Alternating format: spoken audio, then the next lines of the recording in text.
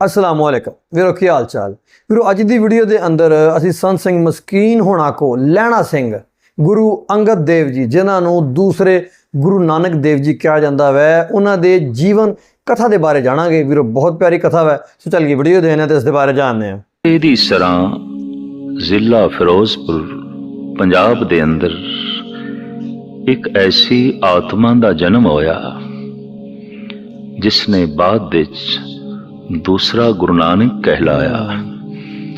गुरु नानक दे अंग लग के धन गुरु अंगद देव जी महाराज बने। पिता सुभाविक धार्मिक ख्यालां दे सन और देवी देवतावां दे उपासक सन।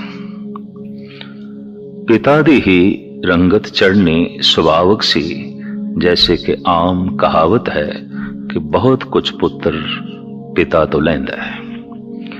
विरासत मिली ए धार्मिक परंपरा उसके मुताबिक आप भी गाहे बगाहे संगी साथियां दे नाल देवी दे दर्शनां लई जांदे रहे।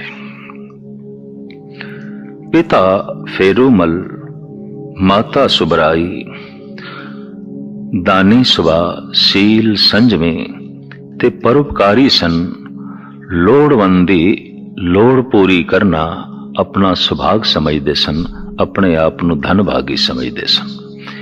ये सारे गुण माता पिता दे लहणा दे अंदर समाये हुए सन। उन्होंने माता पिता दे इन्हां गुणां नूं अपने विच परोया होया सी।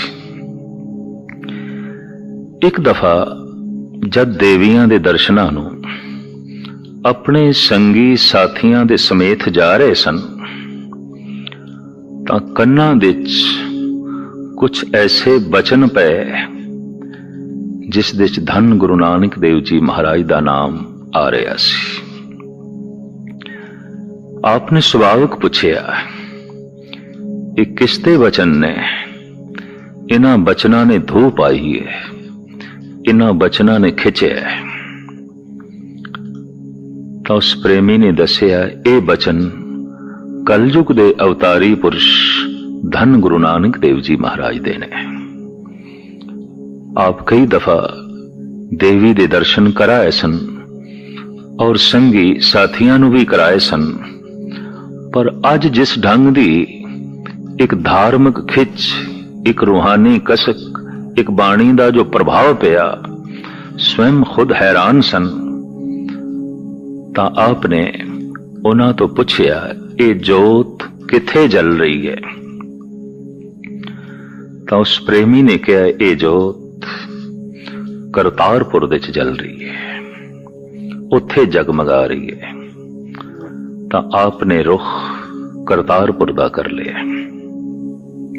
पहली दफा जा रहे सन, पुराना जमाना, पगडंडियां दा रस्ता, घोड़े ते असवार सन।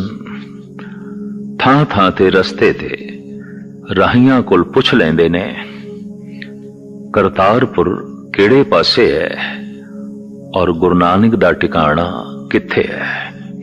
वाकई गुरु नानक दा टिकाणा ते करतार दे विच ही है।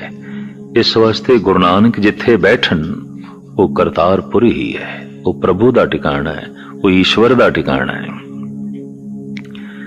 जीड़ा राही मिलदा है रस्ते विच एक खिंच के तड़प नाल पुछ लेंदे ने करतारपुर किथे है और नानक तपे दा टिकाणा किथे है। राही दसदे ने ओ अगे, ओ अगे, ओ अगे। गालबन इस तरह 4-5 दफा आपने राहियां तो पूछे करतारपुर किथे है ते गुरु नानक तपे दा घर किथे है। हर राही ने कह दिता ओ अगे, ओ अगे, ओ अगे। वाकई ईश्वर दा घर, गुरु दा घर, परम पुरख दा घर अगे ही होंदा है। सुरत नूं अगे करिए प्रभु नाल जुड़दी है, परमात्मा नाल जुड़दी है। सुरत नूं पिछे करिए पदार्थां वल चली जांदी है, संसार वल चली जांदी है। इसी तरह ही लगन नाल पुछदे पुछदे हुण ऐसे टिकाणे ते पहुंचे कि मंजिल तो मंजिल दा पता पुछ रहे ने, घर तो ही घर दा पता पुछ रहे ने। साहिब श्री गुरु नानक देव जी महाराज दी मुस्कुरांदी जोत रस्ते च मिली। संजोग भला और सुभावक संजोग। आप गुरु नानक तो पुछदे ने भी धन गुरु नानक तपा कलयुग दे अवतारी पुरुष, उन्हां दा घर किथे है? तो जगत गुरु गुरु नानक देव जी महाराज कहने लगे, तू नानक तपे दे घर जाना है? हाँ, मैं नानक तपे दे घर जाना है। आ मैं ले चला। कहंदे ने लगाम गुरु नानक ने पकड़ ली। घोड़ी ते बैठे ने लहणा जी, गुरु नानक ही अपने घर तक ले जा रहे ने, लगाम पकड़ के। साखी है, प्रेरणा देंदी है, जिस दी लगाम गुरु नानक आप ना पकड़े, मुश्किल है उसदा गुरु नानक दे घर तक जाना। ते लगाम गुरु नानक उसे दी पकड़ेगा जो लहणे दी तरह तड़पे हिरदे नाल पुछे, नानक तपे दा घर किथे है? नानक तपा किथे रहिंदा है? जद पहुंचे टिकाणे ते तख्त ते बैठी हुई जो जोत दिखाई दिती, ये ते ओही सी जिसने लगामां पकड़ियां सन। ये ते ओही सी जो लेके आया इत्थे।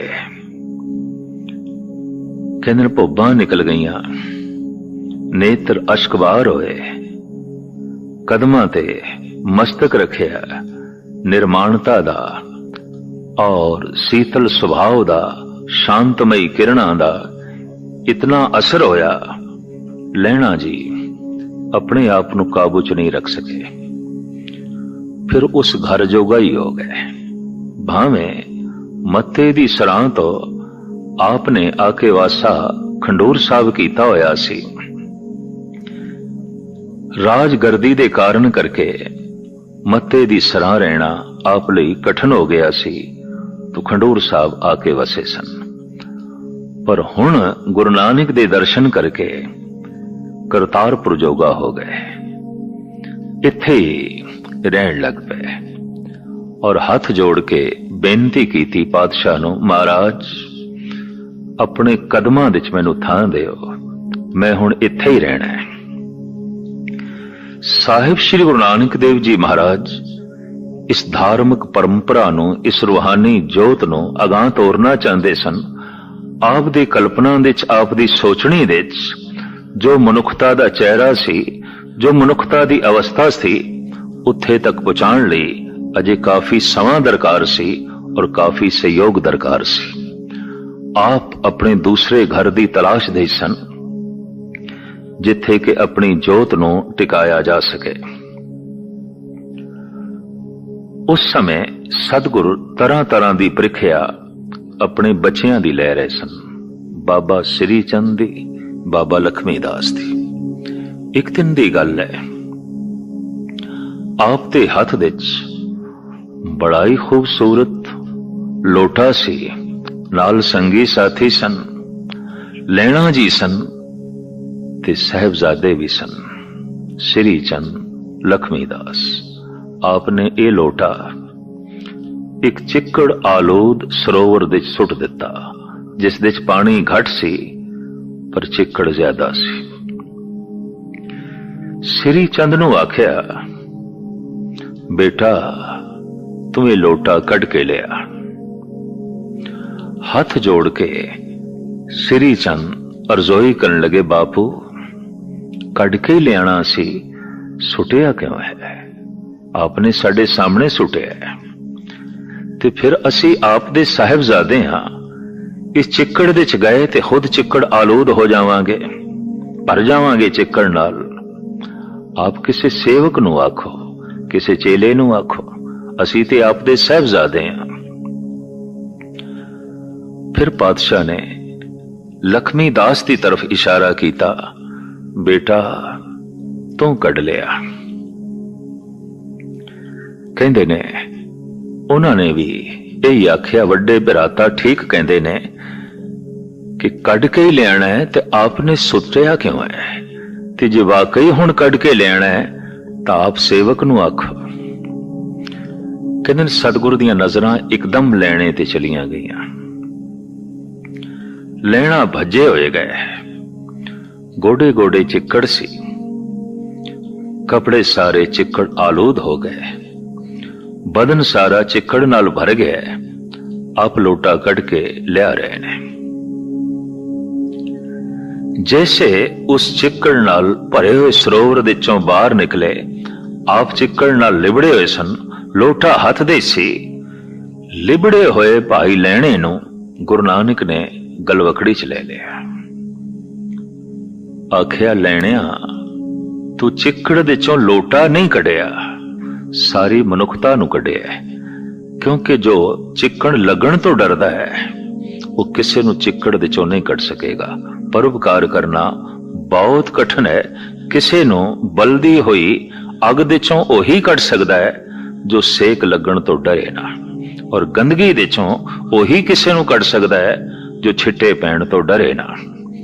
इस तरह गाहे बगाहे गुरु नानक देव जी महाराज इम्तिहान लेंदे रहे ते भाई लैणा इस इम्तिहान ते हर वेले ही पूरे उतरदे रहे। ये हुक्म मनण दी मूर्ति सन। हुक्म मनिए होवे परवान तां खसमे का महल पाए सी। इस सिद्धांत दे मुताबिक भाई लैणा जी जी रहे सन। एक होर प्रीखिया दी घड़ी आई। इतनी वड्डी दात, इतनी वड्डी सौगात आप नूं किवें प्राप्त होई? पिछोकड़ बहुत सुंदर इतिहास है। जगत गुरु बाबा साहिब श्री गुरु नानक देव जी महाराज ने धानक रूप धारण किया, डरावना। ऐसा लिबास पहन लिया, पिछे कुत्ते ला ले, हाथ दे च बहुत वड्डा सोटा रख लिया, झोले दे च पत्थर रख ले। मखलूक जिहड़ी पिछे चल रही सी, महाराज ने पत्थर मारने शुरू किए।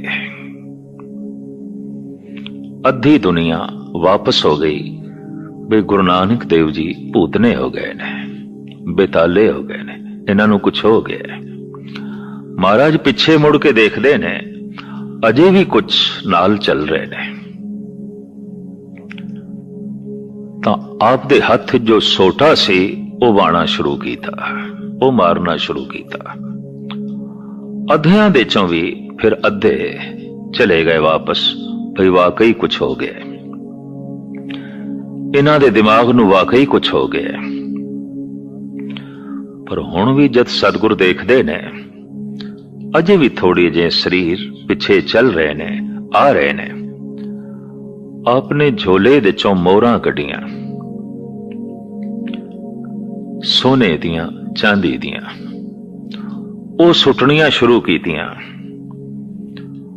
भाई लेने तो बिना सब ने चुक लिया और वापस हो गए। पत्थर खा के, सोटा खा के जो नाल चल रहे सन, सोने दी मोर नहीं सहार सके। देखण विच आया है, दुख करके ते कई दफा मनुख परमात्मा दा नाम लई जांदा हुंदा है, किसी संत दे पिछे चलदा है। पर जद सुखां दी मार पै जाए, ऐसा आलसी हो जाता है, ऐसा दलिदरी हो जाता है, रुक जाता है। पर सोने नूं भी लिताड़ के, सुख नूं भी लिताड़ के लैणा गुरु नानक दे पिछे चलदे रहे, चलदे रहे।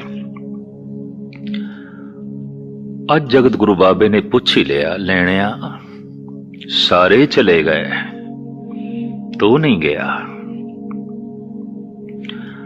हाथ जोड़ के लैणा जी कहन लगे, गुरुदेव पिता, सब दे अपने अपने घर सन, अपने घरां नूं चले गए।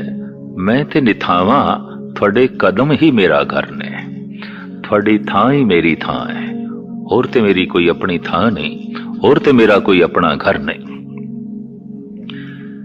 यह भी गुरु नानक दी पाई हुई कसवटी सी इस ते भी लैणा जी पूरे उतरे, मुकम्मल उतरे।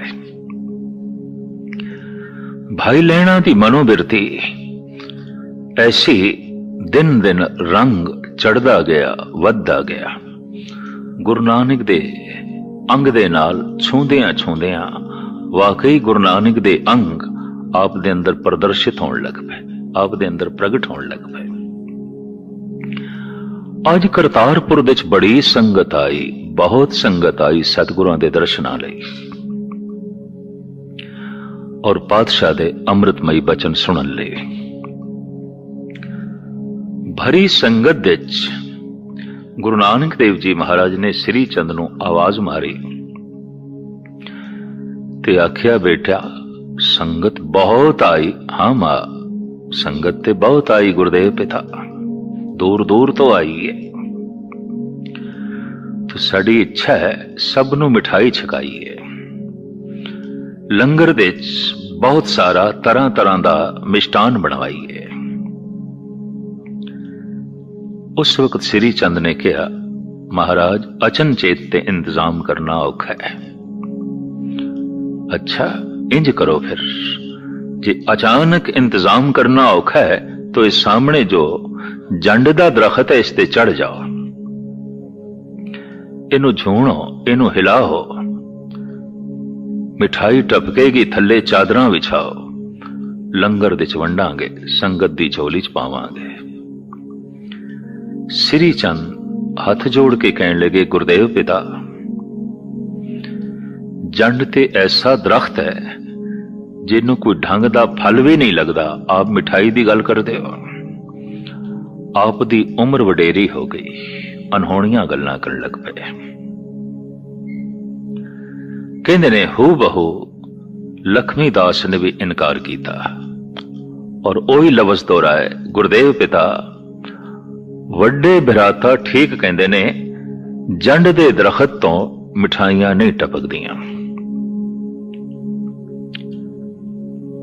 तां सब तो संगत दे च अखीर बैठे भाई लैणे नूं गुरु नानक ने आवाज मारी।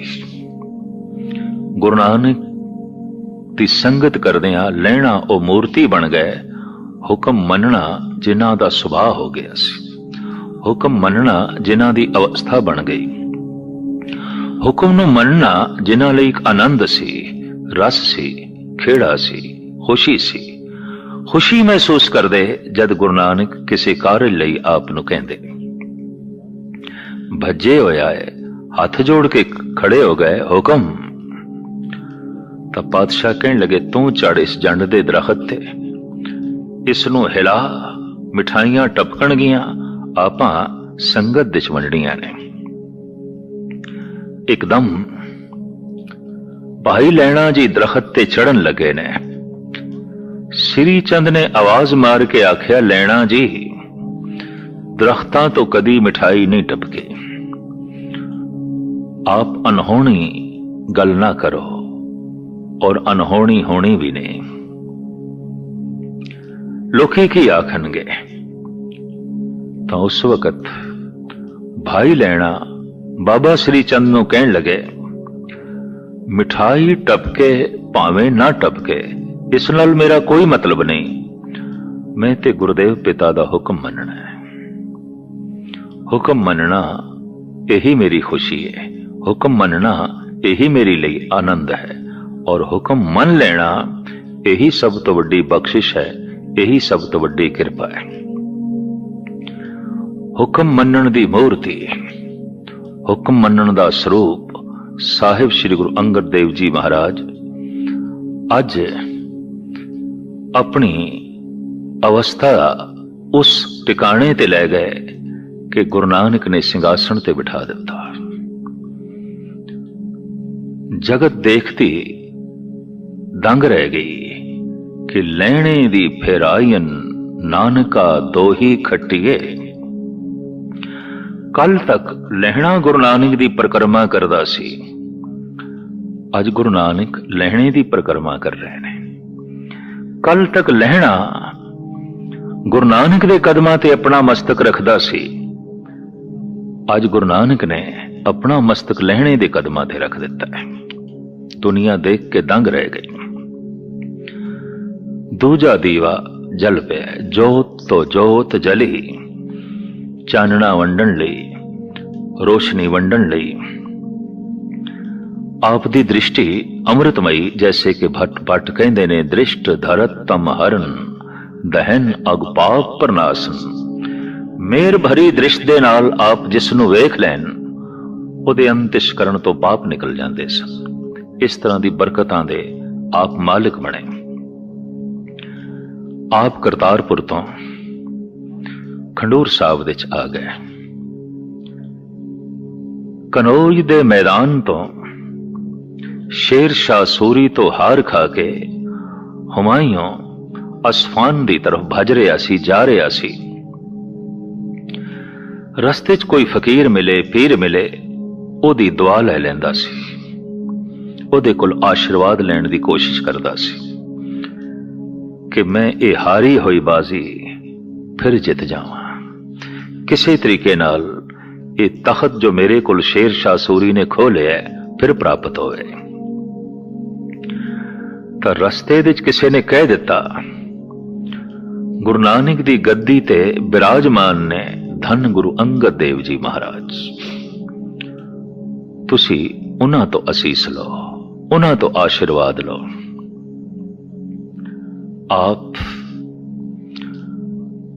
ਬਿਆਸ ਨੂੰ ਪਾਰ ਕਰਕੇ ਜਦ ਪਹੁੰਚੇ ਖੰਡੂਰ ਸਾਹਿਬ, ਜਗਮਗਾਂਦੀ ਜੋਤ ਦੇ ਦਰਸ਼ਨ ਕੀਤੇ, ਪਰ ਸਤਿਗੁਰ ਸਮਾਧੀ ਵਿੱਚ ਸਨ।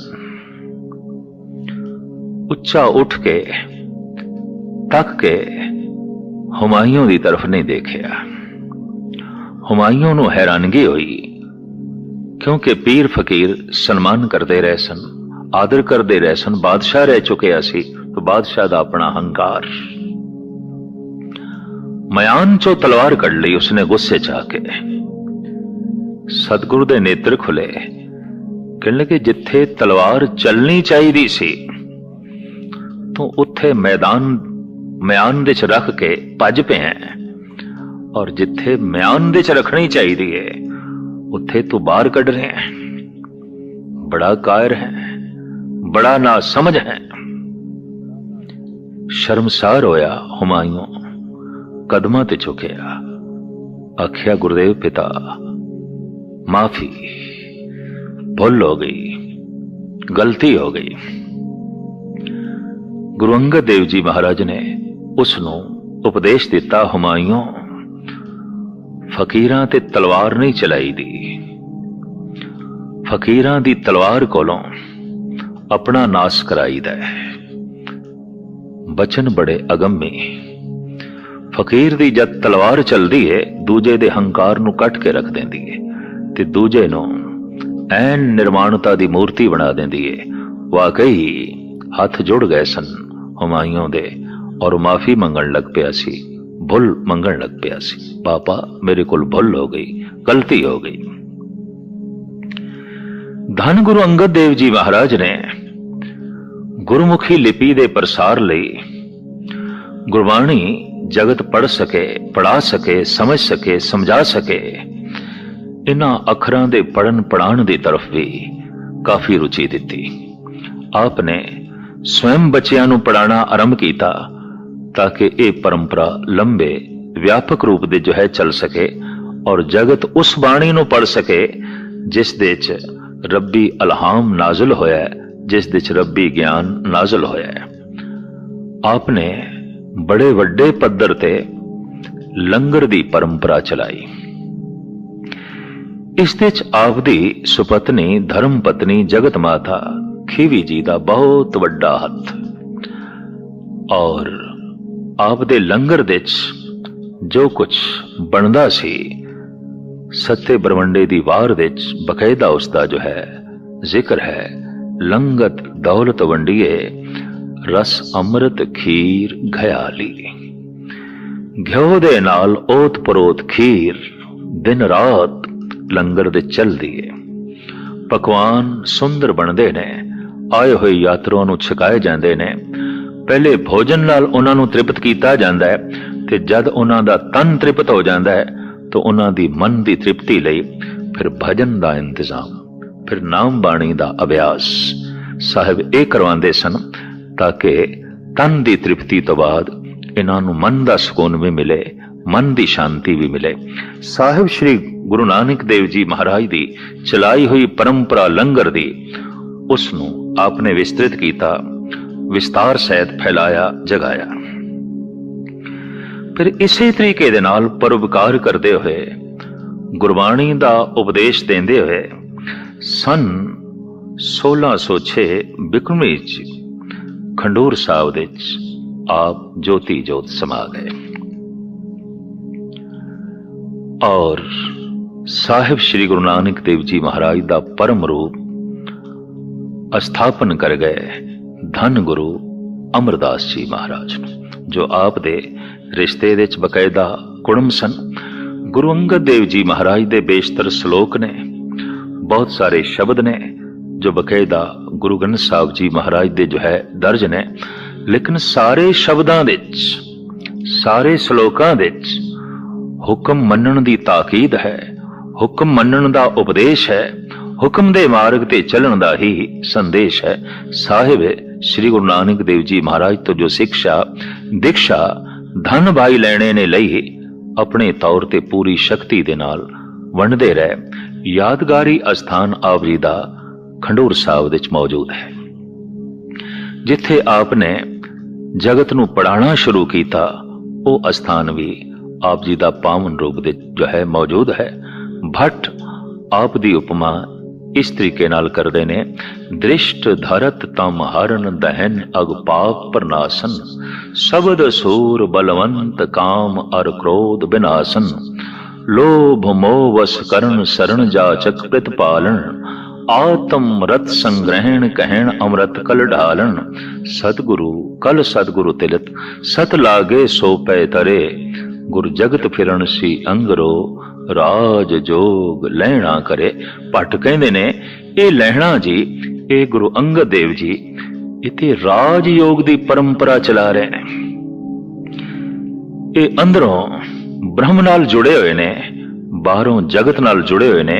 मूल आप दा संदेश उपदेश परमात्मा दी खातर पदार्थ तो नहीं टुटना और पदार्थां दी खातर परमात्मा तो नहीं टुटना, संसार दी खातर निरंकार तो नहीं टुटना और निरंकार दी खातर संसार तो नहीं टुटना, क्योंकि संसार भी उसे दा रूप है।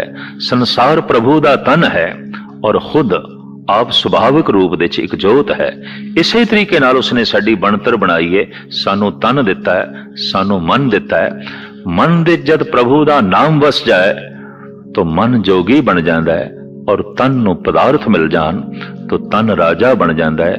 इंज धन गुरु अंगद देव जी महाराज ने जगत नू जो संदेश ते उपदेश दिता वो राज योग दा दिता।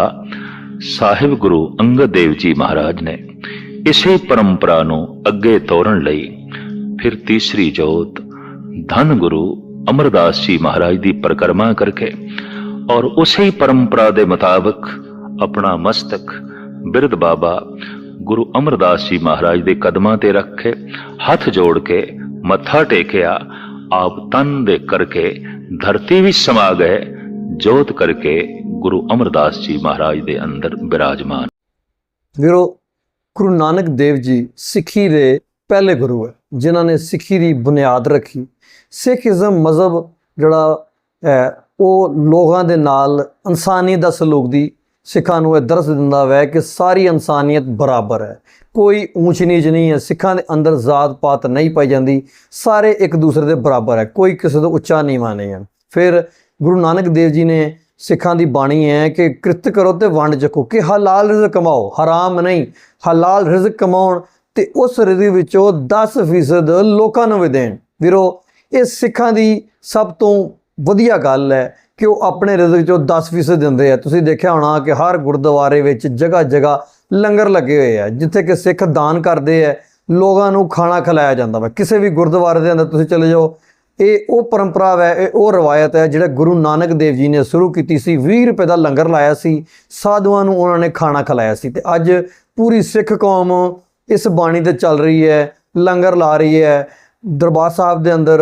ਹਰ ਰੋਜ਼ ਲੱਖਾਂ ਲੋਕਾਂ ਨੂੰ ਖਾਣਾ ਖਿਲਾਇਆ ਜਾਂਦਾ ਵਾ। ਉੱਥੇ ਇਹ ਨਹੀਂ ਪੁੱਛਿਆ ਜਾਂਦਾ ਕੋਈ ਮੁਸਲਮਾਨ ਹੈ, ਈਸਾਈ ਹੈ, ਹਿੰਦੂ ਹੈ, ਕਿਸੇ ਵੀ ਧਰਮ ਦਾ ਤਾਲੁਕ ਰੱਖਣੇ ਵਾਲਾ ਉੱਥੇ ਜਾ ਸਕਦਾ ਵੈ। ਉੱਥੇ ਜਾ ਕੇ ਆਪਣੀ ਇਬਾਦਤ ਵੀ ਕਰਦੇ ਆ। ਸਿੱਖ ਉਹਨਾਂ ਨੂੰ ਰੋਕ ਟੋਕ ਨਹੀਂ ਕਰਦੇ। ਲੰਗਰ ਵੀ ਕੋਈ ਜਿਸ ਤਰ੍ਹਾਂ ਮਰਜ਼ੀ ਚੱਖੇ।